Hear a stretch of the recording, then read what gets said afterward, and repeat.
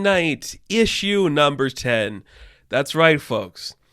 This could actually pass some of the recent Moon Knight runs as running longer than them all, because I think the record currently is 17 in modern context. I think, the Houston run went for 30 issues, and then things started just to not even reach 20. So if this reaches 20, you will see me just celebrate this book immensely. But we're doing pretty good. So, yeah, the Moon Knight show's out right now. 2 episodes have been out at the time of this book's release. And we're probably going to get more Moon Knight all around. Every day, baby. Moon Knight is not slowing down. Every day this character will be popping up in our lives. Enjoy it while it lasts. Because soon enough, it'll fade back into obscurity. And we'll never get another Moon Knight book. I, of course, am kidding. This character will never leave us now. He is going to be probably... I'm trying to think of the DC comparison that you could use for what Moon Knight is going to become. I could see it becoming like Red Hood, where it's just the popularity based on the aesthetic, and it's not actually going to grow as a character, but we'll see what happens. So, this issue, we're getting back to that Rutherford winter story because we see Dr. Sterman is talking to Mark. He's in his full Moon Knight garb, and not Mr. Knight this time, it's just Moon Knight. He's sitting on the chair. They're talking about them fighting Rutherford winter, and basically Rutherford just showed up into Mark's new mystery house. You remember the last issue Mark fought a crazy house? Well, now it's back.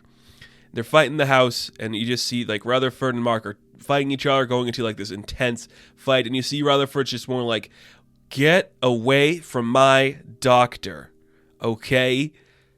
I am her patient. I'm crazier than you. She's mine to deal with, okay? They just start fighting each other and beating each other up like that. And Sterman's talking to Mark he's unhelpable. You cannot save a man like that who has been broken down and built in so many different ways. He can't be fixed.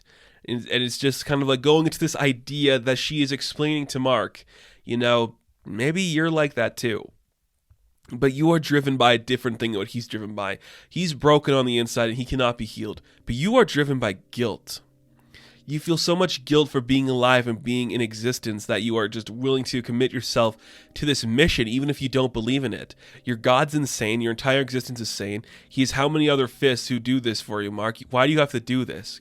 Why are you trying to do this? Is there any point to you continuing to be this superhero? Should you be this superhero? Once again, playing with that idea that Mark hates what he does. And that's interesting.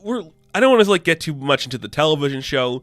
We're seeing that in the show, where Mark is I don't want to do this. When I'm done with you.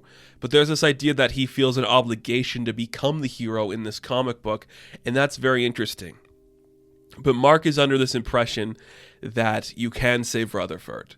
Sternan's you can't. He's a lost cause. You cannot fix a man like that. He is broken down too much. He will never survive on his own. He's a weapon. He has no future. But you do, Mark. You can heal. You can become better. You can let this all go and become something to yourself. And then suddenly, Mark is staring at Sterman, and he's if she's dead, I'm going to hurt you beyond comprehension. And he's what? You're oh, I figured it out. It took a minute, but I figured it out.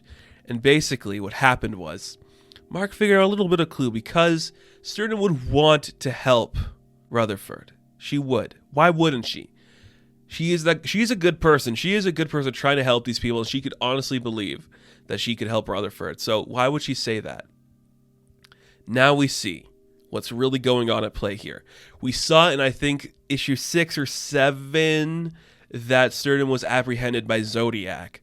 So Mark figures it out. This is not who he's talking to. He's not talking to Dr. Sterman. He's talking to Waxman. He's oh, well, you got me, Moon Knight. And then suddenly Sterman morphs into this big blobous monster, looking like a freak of nature, just pushing out of the ground and staring up at him. He's this wasn't part of the plan, but screw it, I'm just going to kill you.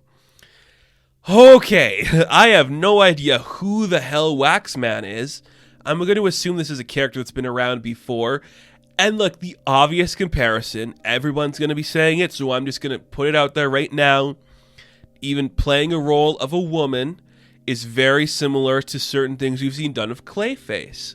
Now, are these characters one and the same? Yes. I'm just going to say right now, whoever created Waxman, if this is a new character or an old character, whoever created Waxman was yes, Clayface is cool. Marvel needs a big lump of clay walking around, but ours is going to be waxy.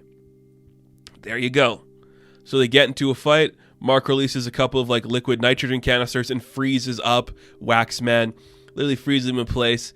And he's like, I'm going to hurt you beyond all comprehension, baby. And then we cut to some random time somewhere where something happened. It's a walkie-talkie in front of Waxman. And we're seeing Marc is in like this weird industrial site. And they're in like this new part of town. He is there with Soldier. He is there with Tigra. And he is there with Rutherford Winter. So I'm like, oh, okay, Jed. Using that character you created to come in here and be a part of the new Moon Knight family. Interesting. So what's happening right now is they're going to just like leave Waxman buried in concrete. He ain't coming out of that. How's he going to get out of there? They're just going to turn this into like an overpriced condo building, you know, execution by gentrification. Forever alone in the dark. And how long before the screaming madness sets in? I'm like, oh my goodness. That screaming never stops. It's insane. It's insane. I'm like, whoa, okay. I'm so insane, I just dropped my phone. I don't know if you guys picked that up. But I'm like, this is insane. Waxman is literally just going to be entombed in a carcass where he can never escape from. Like, that is crazy. That's some dark shit they're playing with here. I love it. I think it's very cool.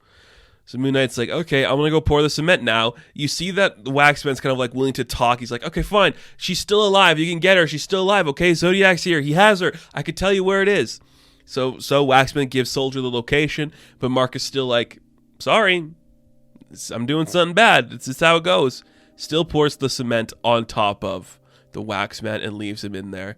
He's like, you can't do this to me. It's like, I know, but that's why I'm doing it. You see, there's a serial killer at loose, and you've done worse too. And maybe I'm out of my mind, but I'm doing some bad shit, okay? So now that we got the actual address to where Zodiac is, there's going to be some blood tonight, baby. And I'm on a mission to track that down. That's pretty sick. I really, really, really like that. And that's where it ends. Marc's just committing to the bit of becoming the bad guy. Just entombing the Waxman inside the ground with over a layer of cement and concrete. It is super insane and super cool. But it does present a very interesting idea that even if it wasn't Sterman who actually said it to him, there is something that could be said where she was like, you could let it go. There's still a part of your life that you can explore and have. Maybe it's with Greer. Maybe you reconnect with Marlene and Dietrich. Maybe you find a part of you that isn't connected to this world. Very interesting. I really did like that. I love this way that Moon Knight is just picking up strays from the ground. Like Soldier's here, Rutherford's here, the creepy house is here, Reese is here. Like he's getting all these pieces together to build a team of people that aren't from his usual, background. And that's very creative. I think that's a very interesting idea they're playing with. I don't hate it. I don't hate that at all. It's just kind of different. Once again, Jed MacKay's writing is very strong. It's a little less than what we've seen before. And I don't mean less, it's just like there's less dialogue in some of the scenes where it's just kind of obviously some action we need to fill in here to do some stuff. Cappuccio's art is fantastic once again, giving us a breathtaking story about a man desperately trying to find himself, and just the ultimate reveal of just like entombing Waxman in the ground. And how is Greer going to feel about this? She seems a little too on board for everything going on right now. It's interesting. Very interesting. I'm very curious to see where this book's going to go. I'm just obsessed with what it's doing and the story that it is creating. It's just very fun and very cool. So, Moon Knight, issue number 10. I am going to give a 9 out of 10. Now, thank you guys for watching this review. Be sure to like and subscribe to the channel. As always, you can check me out on Instagram, TikTok, and Twitter. I will catch you guys in the next one. Have fun. Stay safe. Good luck.